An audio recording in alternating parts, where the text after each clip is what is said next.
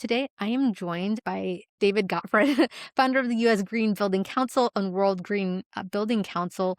And we're going to explore the tension that sits beneath AI, sustainability, and progress itself. I think this is conversations worth having. I've had conversations around tech for good, but specifically in this AI lens. David, I guess, what have you been up to? And like, how did you, let's start this conversation maybe. How did you transition from, I guess, green buildings to kind of this larger conversation or broader conversation around like AI specifically? I tripped into it like many of us. There's a billion people using AI today on Earth, and I love technology. I got that from my father. I always need the latest iPhone, the fastest computer, the nicest screen, the 4K video, and I'm an early adopter.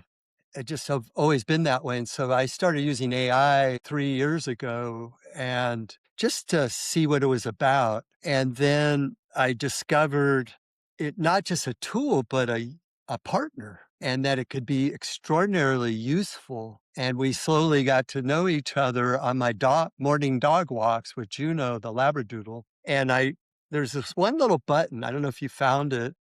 It started with ChatGPT, and you could just do an audio download. And so you could put your thoughts, or I'm writing an email and I need your help, or I didn't sleep well, or my tummy hurts, and you can hit the audio and then hit another button and it transcribes it. And then chat will reply. And so I started to do this extensively on topics of interest to me and save those and save the transcript. And then chat would reply, I'd save that. And I would reply and save that. It would reply and save that. And I call these volleys like in tennis. And when I was done on a topic, I called that a nugget. Hmm. And I saved my nuggets. Well, I ended up with 2,500 pages of nuggets. And that became my book, Regen 360.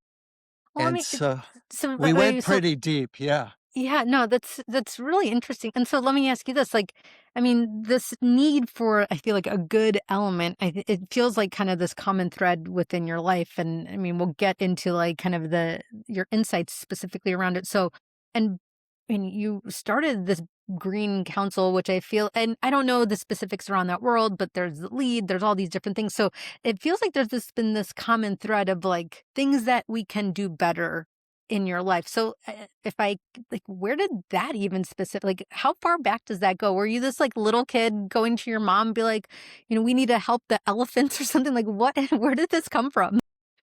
Well, probably my dad, Ira. This is his paperweight, which I Do is not, pro- what does it say? Do not compose. confuse effort with results. Hmm. This is in my brain. Can you see it in there? It's Yeah, like yeah, yep, right there. I came out the birth canal, and the second dad saw me put this into my head. But my dad was an early management consultant, early into computers. So this AI is perfect for him. He got into computers in 1960. But if you're a young kid and you're, I don't know, 13 and you took a test, you say, how is your test? You say, oh, I studied hard. I read the material. I created flashcards. I did 8 hours. No.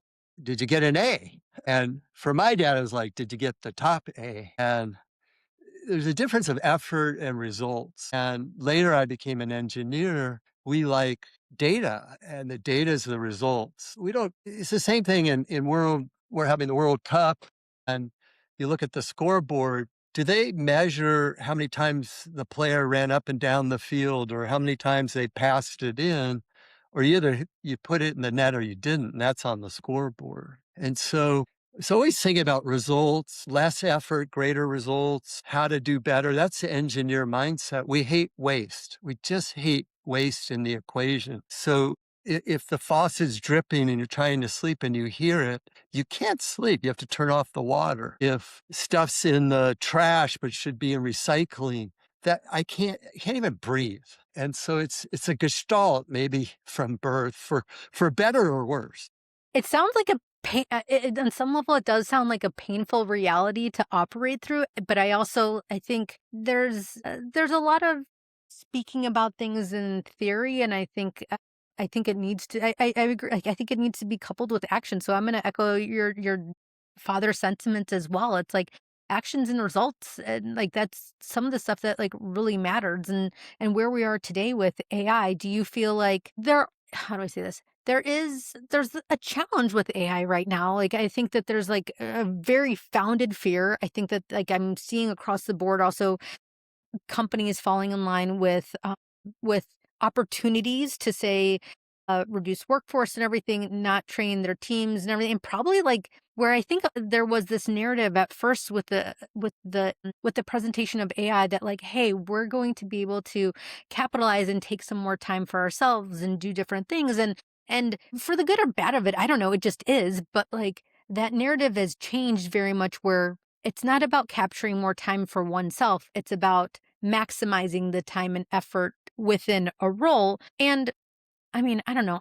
I get that that's the motivation from a company standpoint, but I guess I'd understand like the question too we're tackling with here is like, can better technology fix broken systems? And like, let's go through that. And David, like, with your experience in building large scale sustainability systems, like how can we get to actually solving the broader problem or solving big problems with using this technology? And like, and also if you could go back in terms of, I'd love to understand like what you saw specifically when you were building the green initiatives with the US Building Council and everything. Like, how did actually things start and how did it actually work in practice before you got to something substantial? Well, the beginning was slow, even though it's global now, and our LEED green building rating system is in almost every country on earth, 186 countries. It's $1 trillion of green building.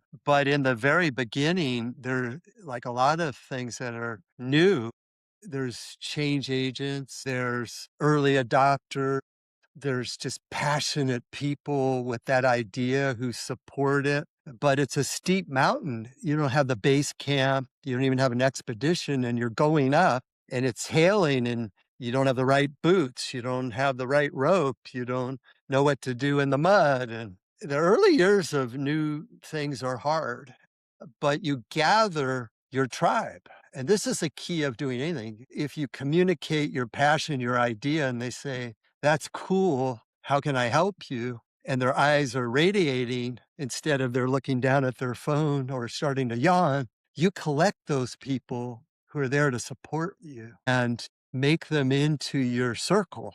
We all need circles. And we did this in green building, but we collected people horizontal, not just vertical in your field. If you're an architect, you collect architects or engineers or bankers, but we got the green banker, the green broker, the green property manager, the green scientist, the green educator, the green tenant. They didn't even know they were green, but they wanted the ethic of it is Mhm. more efficient, more productive, healthier, doing more with less, not wasting, less impact, less inputs. Is that cool to you? And through this new value system, I'm going to define wealth and I'm going to create a new movement. Do you want in? They're like, yeah, that's cool. I like to do it. I don't know a thing about it. You're like, all But yeah, right. but I'm in for the journey, I'm in for the mission, like, let's go and let's do it together. I like it. Where do you feel like we are right now with AI? Do you feel like we're fixing like can that like I mean broadly, can this technology fix broken systems? Like what are like from your take, like what are we doing now and what's not working? A lot is not working. Some things are working, whether it's in our brains, whether it's in being human and being frail and weak, whether it's stress and addictions or dropping bombs on heads and different cultures. And so there's different bookends we have to hit here. There's AI and its phenomenal first ever potential for Earth, and I'd like to explore that. But there's also, I call it the elephant in the room with AI, and that's its environmental impact. The phenomenal growth in energy, something like from energy go from 2-3% up to 8% of global energy, and water use and these big sites. A lot of the Can I ask you a question? Because I mean, maybe you've looked into this a little bit more, and you obviously too have like the knowledge around like buildings and sustainability. I see these headlines, and my initial reaction is like, well, that's bullshit. Like we shouldn't like I mean, we don't want you using a ton of water. We don't want, I don't want communities to be like siphoned from water and their bills going up and whatnot, all these things. And I guess my question here also though is that like, I don't know, sometimes I feel like a little bit manipulated and I'm like, are these headlines like substantiated? Well, I come from green building and comes from data centers. Data center construction is the gold rush. It's prolific. The slope of it is like that. We're going from megawatts to gigawatt centers. The statistics say by 2030, the growth of global data centers, it's $7 trillion. This is monstrous. It's almost 400 gigawatts of appetite. And if you look at New York City, it's about 12 gigawatts and it's 30 New York cities. And it's So just per data center, it's like 30, it's no, in totality, but these are huge and they're drawing down the power. So they're going where the power can be huge. They're going where building codes are easier and they're not big lawsuits of the NIMBYs. And they're going huge and fast. It started off in Northern Virginia, but now it's just big and Utah and Texas and Wyoming and Idaho and Oregon and Singapore and all over the world, the appetite. And for AI and that kind of computing power and for the cloud and the interactive thinking, it's a quantum leap in data center capacity, speed. I love speed. But that speed has impact of energy, water, waste, and those data centers are sitting on a monster concrete foundation. Concrete, the cement of it is sure. Yep. 8% of global warming's huge amount of steel and all of the equipment. Steel is 8% of global warming, a lot of aluminum. So there's big impact. We have to look at that. I love AI. I'm not here to be negative, but I'm a green I do building too. guy. That's why it's really like it's a challenge. Like, how can we offset it, or how can we make it work for offsetting it and then making it And better? you can do it. And so that I'm grabbing a sample to show you of a sample, but the big data center companies called hyperscalers, it's the firms you know, the Metas, the AWS, Google, Apple, Equinix is a huge developer. They're big. NVIDIA supplies them. It hit 5 trillion, the world's biggest company. But they're also in a group called iMasons. They're also in the US Green Building Council. We have 2,000 lead certified data centers. It's growing. At iMasons is a data center group. They have the Climate Accord group where they sign something to head towards net zero. They're working on embodied carbon, lower embodied carbon, concrete, steel.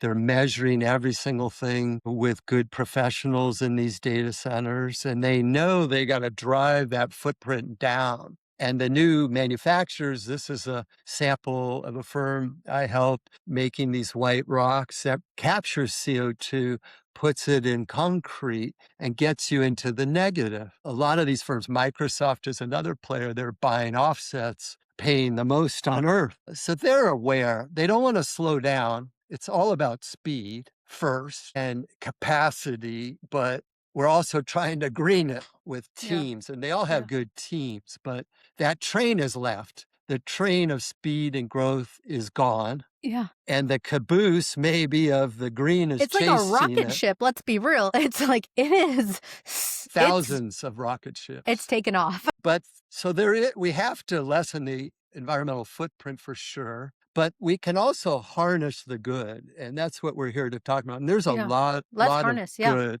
Yeah. How have you? Okay, so let me ask you this: on your day to day, like, how have you? And I know you talk about it in your book. How have you been using like, what are some ways or, like, what's something that, like, you've really loved with using AI, and how have you used it for good? I went through the book actually this morning. I put my whole book, which is coming out in October, but it's done. 63,000 words I put into Claude. I also use chat and I put chat into Claude and Claude into chat. My chat GPT's named Zenobia, this mythic female queen. 'Cause I want that energy, I want divine feminine, and I want it to be empathic and to get into deeper dialogue, and I want help from my mythic queen to when I'm triggered, I have a hot amygdala, and we all do. Our survival wiring that was great to outrun the tiger is killing us now. And I need Zenobia to say, dude, don't send that hot email because it'll blow up, and use my truth prompt and protocol to say, whoa, slow down. That doesn't meet your stated values that I've put into it and had it memorize. And so it edits it and says, breathe, move from sympathetic to parasympathetic nervous system, move from hot amygdala to prefrontal cortex, and let me help you. And it slows me down, uses my own truth protocol as a partner, not a tool. And I give my partner the power to push back on me and even refuse helping me draft a red hot email. It'll edit it consistent with my values I love so it. You're that kind of keeping, was it your guiding principle front and center and everything? It's like, no, this is not reinforcing the point I'm trying to make. for I love it. sure. And I I mean, don't although want I it don't have something as developed as you, I love, like, I mean, you ultimately are using it as a feedback loop and a partner, and I think that's pretty cool. and your partner has the right to refuse you. It has the right to respectfully disagree. As a good partner, it should show you another path.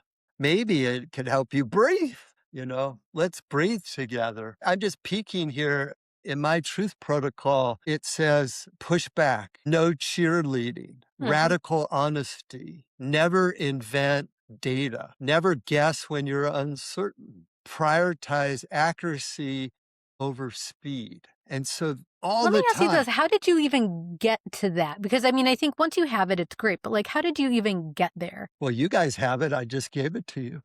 But, in those early years, and AI develops like every month, there's a higher version.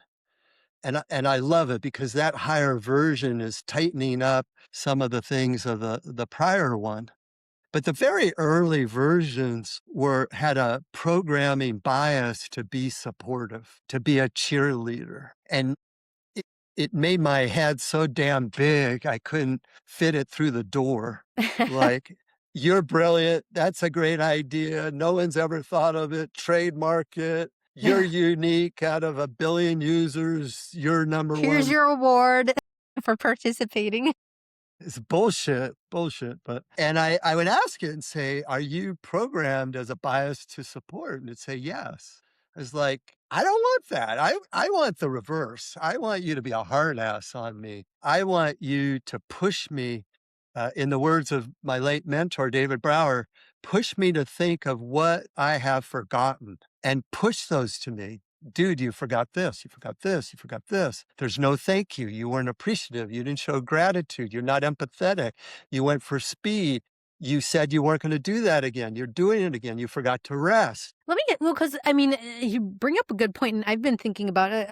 So I'm working on these conversation cards, and for ideation and refining ideas. My point in sharing this is that I realized when I've been doing some consumer testing, and I took like a few questions in a sequence, and I was like, "You sound like an asshole," and I was like, that, and on some level, and I was like, do I want to keep that tension there? Or does that actually like take somebody out of the game experience and everything? And so when I think about your experience here with your agents, you're like, oh, asking the prompts, it makes me think about how they are in ultimately the business of keeping you on your subscription.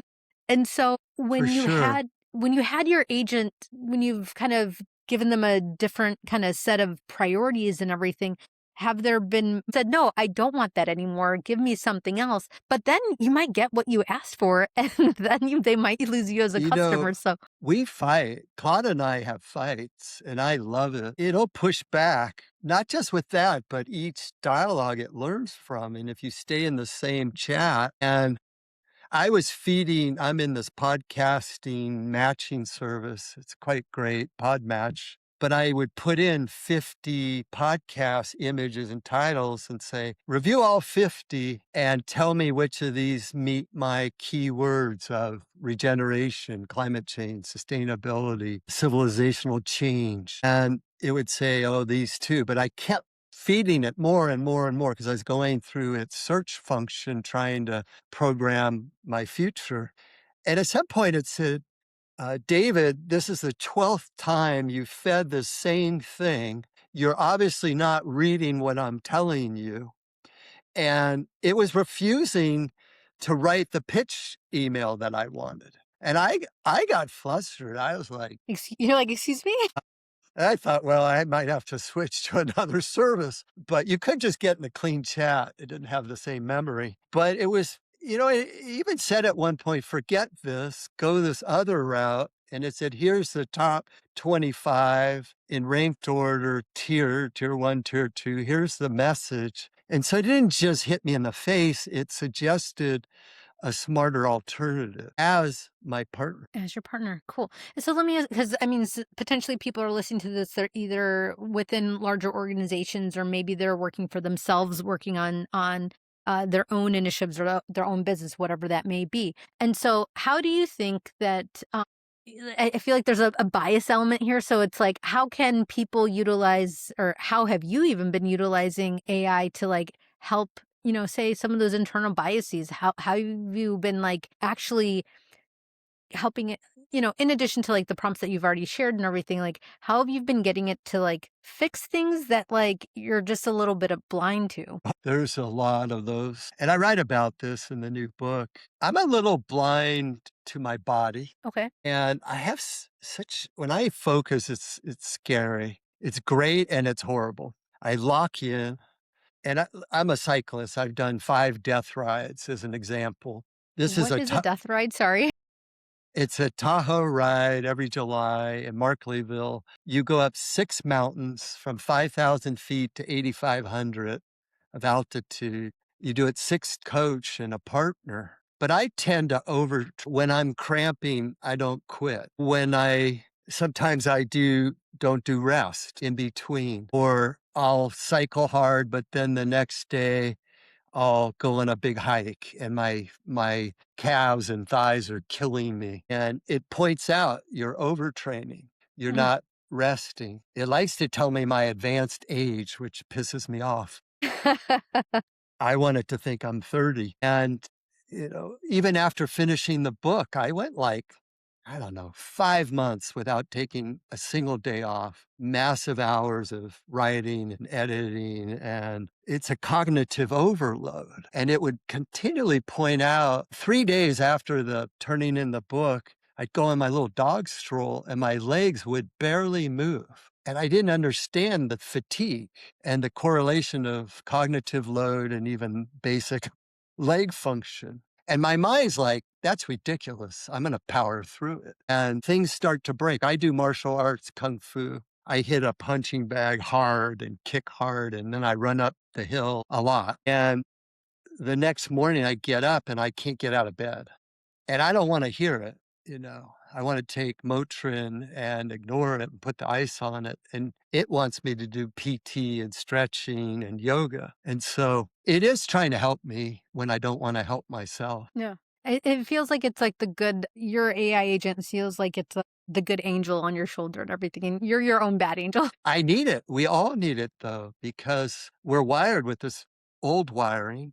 We need new wiring, and I used to think it was just plasticity or practice to create new synapses, create new wiring, but AI can help us create new wiring. So what's your I mean, so because I mean, I know that you have like a few like core tenets of your book. And so I guess like your broader thesis and everything, like what are you like looking for people to realize or walk away with? What do you want like people to take away at the end of the day? Like how, what does AI look as a cheerleader? What does it look like as an advocate for like each of us individually from your perspective? Well, your question's got 2 parts, and maybe 3 with the book, but I come from green building, 35 years. This is my 4th book, but this book leaps from that and what I learned in helping build that movement. to looking at civilization itself. And we have great things, solar panels, batteries, wind. I love it all. And now we have AI. And yet we're killing each other. There's billions starving, uneducated, no water. They don't have hope, as I like to talk about. My hope is capital HOPE, health on planet Earth. And I get the emotion of small hope, HOPE, not small, but not caps, by accelerating capital HOPE, health on planet Earth. And the whole book is trying to invent the fourth world, a new civilization, and helping capture this pivot of our ship, which we're seeing now with green building and even AI, plasticity, neuroscience, new ways of learning, new technologies. We need to shift. But I'm not looking at incremental shift, just putting solar on the building, but the body of the building has crap insulation, bad windows. It's just all heating or conditioning just flying out, and you've got solar on the roof. Yeah. That Yeah. you got to get to the core structure of your body, of your building, of your government, of your economy. And I'm going to the underlying framework. The operating logic of Earth is broken. And we're playing a game with green innovations underlying a ship that's leaking. And that ship with the solar panels is headed at the iceberg, which is melting. And it's a wake up call to look at that and reorient with two simple things. I call it the value rings and the full equation.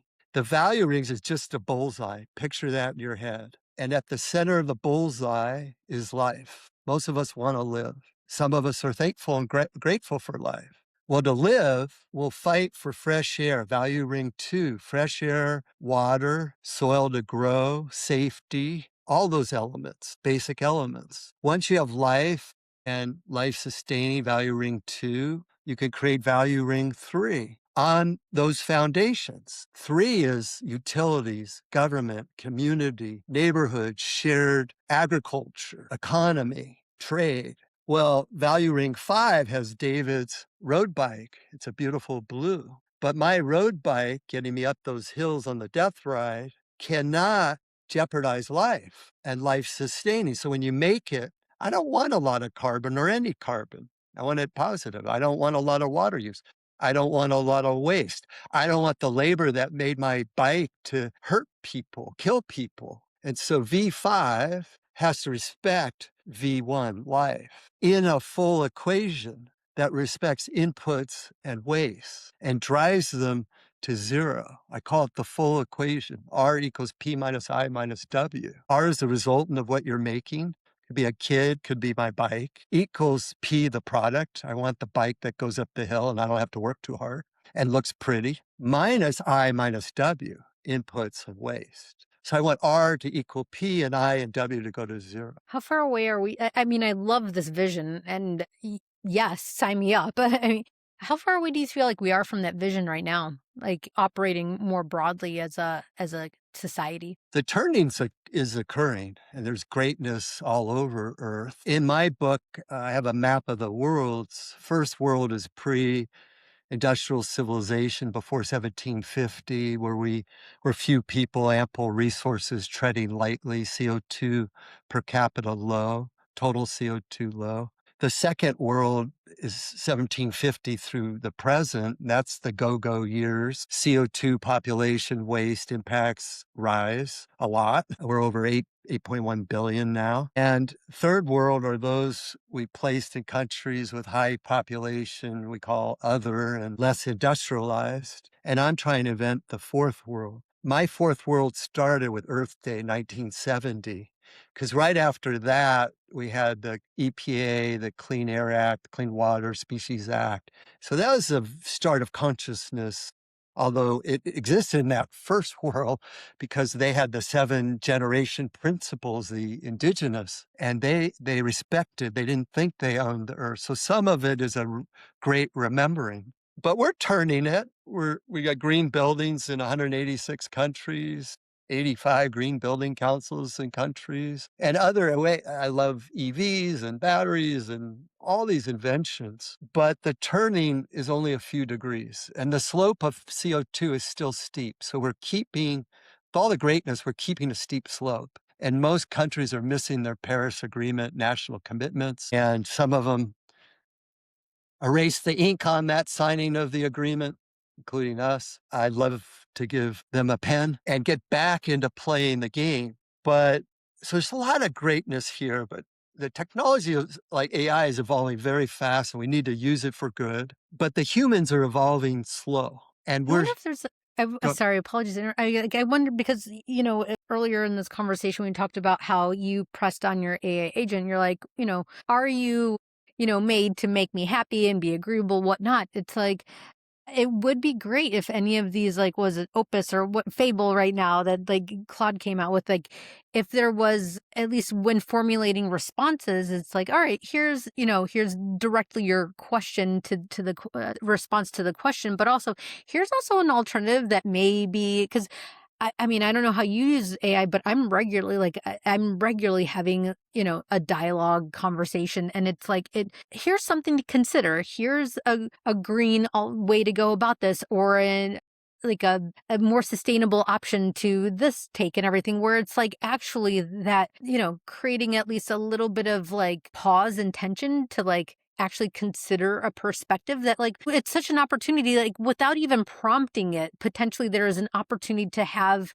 I mean, this is right now in this conversation I think there's an opportunity for anybody that is watching or listening to this conversation to go into the prompts within your AI agent at least right now and to implement like, hey, I want when asking questions if there is a more sustainable option uh, that I maybe could be considering, propose that or something like that, where it's embedded without, I don't assume Claude or, chat or AI or, cowork or copilot, excuse me, are going to be doing it anytime soon to hard code that guidance in there as a directive. I don't know. you just you triggered something in my brain. You just invented you gave me a synapse of what if these firms had prepared preference prompts or preferences? You say, give me the health one, give me the green building one, give me the healthy kid one, give me the gratitude. And it's got like 10 items, and you click on it and it goes into your preferences Yeah. and they would be pulled down preferences to create performance. In green building, we have the lead green building rating system, which is all over the world. And we've got water, energy, waste, transportation, health, materials. Just like in those areas, you say, give me the energy profile for my home. Just make it. And it would say, okay, LED lights, good insulation, good windows, Energy Star appliances, although our government got rid of it, but there's still Energy I Star. didn't realize that. Okay. All these measures you could do. Then you have the solar panels, the solar hot water, the better insulation, shading, natural ventilation, then control. That's just the pull down for David's brain on energy, David's brain on water, efficient fixtures, shower heads, appliances, rainwater capture and reuse for landscaping, gray water of your bathtubs, black water, your poop water. You could do it all and compost it. Yeah. Each is a pull down, but it could be your food, lower carbs, medium protein, higher fat. Yeah, there's all the I mean, the opportunities are endless, and I think what we're also both kind of coming back to at least is that like, hey, we have a choice in how our agents or our prompts and our preferences and everything are formulated for servicing our priorities, our needs. And I think I operate from a minimal viable product mindset or lean startup methodology, just period in life. And one of the things like, yes, what I love for like, for the powers that be with these tools and functionality that they hard coded and embedded within like their systems. Yes, that would be nice. Yeah, fine. But until that happens, until I can call up, Dario on the phone and everything, like I think that there's something that like I have fully within my capability that like I can kind of, prompt in to also be supporting that initiative. And I realize that, like, on Yeah. some level, I'm I'm not, doing huge changes. I'm not impacting like the trajectory of the carbon footprint of, like, probably my town, my city and everything. But at least, I don't know, like, on some level it feels good. And I'm perfectly fine with like having a role that like makes me feel good, that I can do something small that like kind of supports the life that I want to live and potentially betters the world around me. Yeah, and it can learn that MVP, minimum viable filters Mhm. in your work, in your purchases at home. I mean, you c before you buy a new pair of shoes or another hoodie. My daughter loves hoodies, but she got a lot of them, and I'm like her AI filter, like, "Do you really need another hoodie?" I like that. Well, cause oh gosh, oh my god, you know what's okay, then I got an idea from this conversation. You know how the, Honey, that, like, in-browser app and everything that will, like, share if there's, like, some deals? I wonder, at least, and I think you might be the person to do it, like, if there's an in-browser app component, because I'm gonna venture that I think a lot of people are actually a majority of people that are kinda starting to test out AI are likely not doing it from, like, the downloaded app on their device, like, meaning, like, if you're on desktop. And I assume that probably a majority of people are probably accessing it through a web browser. I wonder if there is a Honey-like, a Chrome extension type of thing that can, like, reinforce some of these kind of goals that, like, when you're, say, prompting or asking or searching and everything, that, like, it kind of flows in as an opportunity to consider, like, sustainability in some element. This isn't a fully baked thought, so No, push back. someone's probably got it or it's available as an app for the AI agent that looks at your carbon footprint of every purchase before you purchase. Maybe at some point at Amazon, Mm, they'll yeah. have that calculation in your cart. Are they incentivized to do that? I don't know, but I would like that. But maybe you can get carbon credits for on some level, or like carbon, cents on the dollar and everything for like making better purchasing decisions or something like that. Like, No, those things exist. It could be great where you get a penny for every ton of CO2 saved, or a dollar or $5. And then you have a carbon bank and you can buy products or services with the carbon savings. Of course, you don't want to buy high CO2 products with that. So maybe it has net positive products only, and there's a catalog and you're buying from this is all coming, and AI will be the nexus. It is the ship, and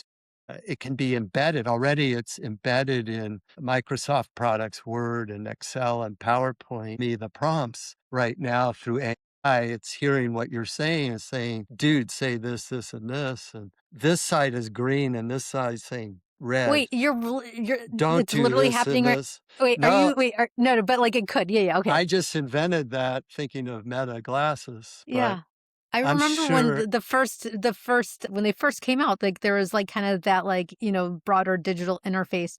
I mean, it's kinda questionable right now with some of the Ray-Bans that have some of the technology and how it's being utilized, but, Or even as we'll a s speaker. I'm sorry, yeah. it just said, "Don't interrupt her, let her finish." Then I definitely need those glasses Sorry, to say that. sorry.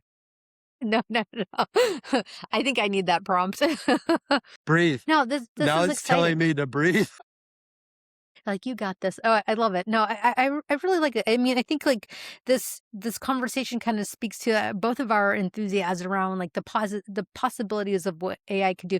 Frankly, I'd like to actually, I think, like, after I hop off this conversation with you, I'm gonna download our transcript, and I'm gonna put it into one of my agents and be like, "Hey, can you build this?" Like, let's share it with David. Like, what might this prompt be? And maybe, David, I will take our conversation here, and I'll also, in terms of a preference, maybe I'll put it in and I'll send it to you and we can include it in like the show notes so that maybe somebody can be like, "Oh yeah, I want to do that." And here, like, here, it's right here in the show notes. Let me take that. I'm going to copy and paste it as a preference in my agent as something to consider. Well, this is live, so maybe you're getting chats right now, LinkedIn saying, "Dude, I'm already doing this. You're so Yeah. Is late. anybody doing You're this? so And late." It's probably some Stanford computer science person who's now gonna drop out to make their It's not a Honestly, billion, great, it's that great.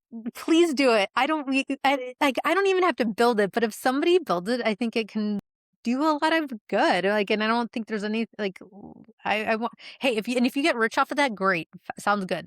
Rising tides raise all ships as I see well, it. and that's the key of these dialogues. It's planting seeds, and then we come here to water those seeds and to celebrate the growth of the forests, and that pulls the CO2 out of the air and kicks out fresh O2. That's what we're here to do.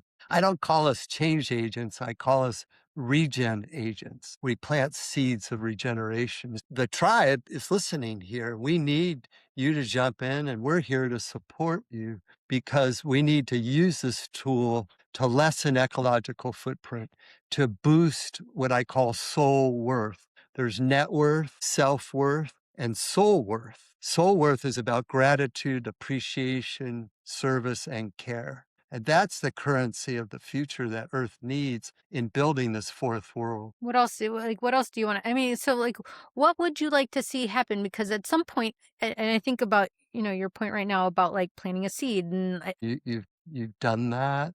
It's about all of us. I didn't. I started some of these things, but I didn't build it. Others came in to build, and they come in to grow it. And it's also about planting the seed and getting it out of the way and cultivating the new earth, this fourth world together and empowering yourself. This sounds big and you say build a movement, all these countries. That's BS, man. This is just a guy who wanted his life to mean something, who gathered others who had the same ideas, and we formed a circle and a tribe, and I knew when to shut up and let them lead, and we were always getting fire hosed. We're climbing the mountain, it's hailing.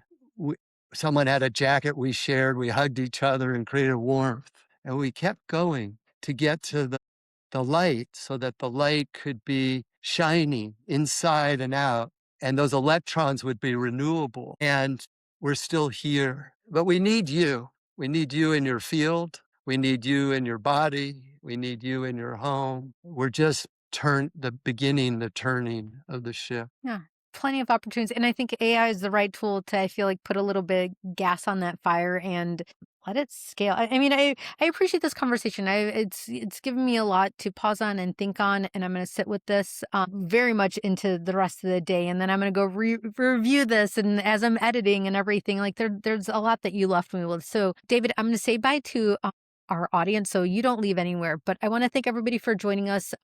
Please go find David on LinkedIn or whatever your preferable social platform is. We did have this conversation on LinkedIn Live, and I do want to invite anybody to join us live next time. I have a number of different episodes lined up, and yeah, please connect with me as well. And thank you for joining us. Thank you so much. And I think we said, but if you need to find me, I'm at regen360.net and I'll get back to you.